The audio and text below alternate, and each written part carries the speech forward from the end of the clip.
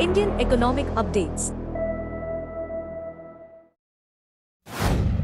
Direct tax collections surged nearly 20% year-on-year to 5.74 lakh rupees crore in FY25, driven by a jump in personal income tax flows. This rise offers the government more fiscal flexibility ahead of 23rd July budget presentation. Personal income tax is expected to grow further with returns for FY24 due by 31st July.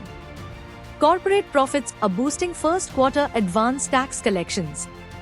The fiscal deficit target is set at 5.1% of GDP. As of 11th July, net corporate tax collections were 2.10 lakh rupees crore, up 12.5%, and personal income tax collections were 3.46 lakh rupees crore, up 21.4%.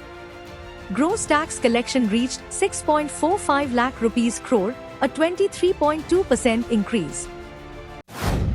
Banks are preparing to establish a Section 8 entity under the Companies Act to seek a self-regulatory organization license for the fintech sector under RBI's framework.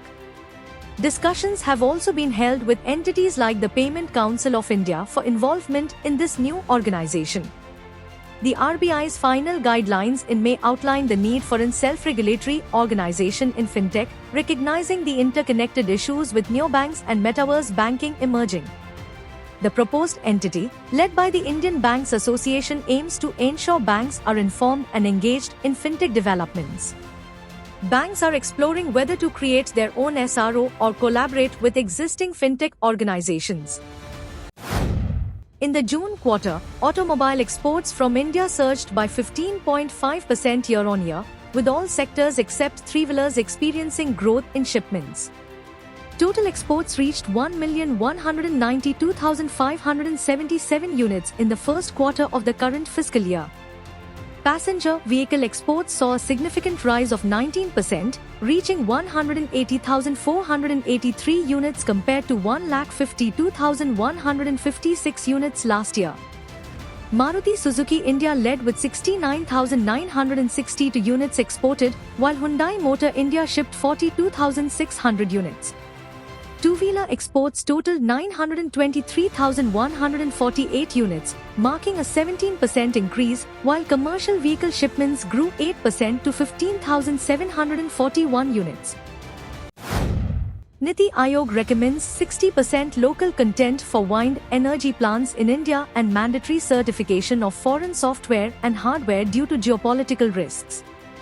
Their report to the Ministry of New and Renewable Energy highlights cybersecurity issues from importing wind turbine components, especially from China.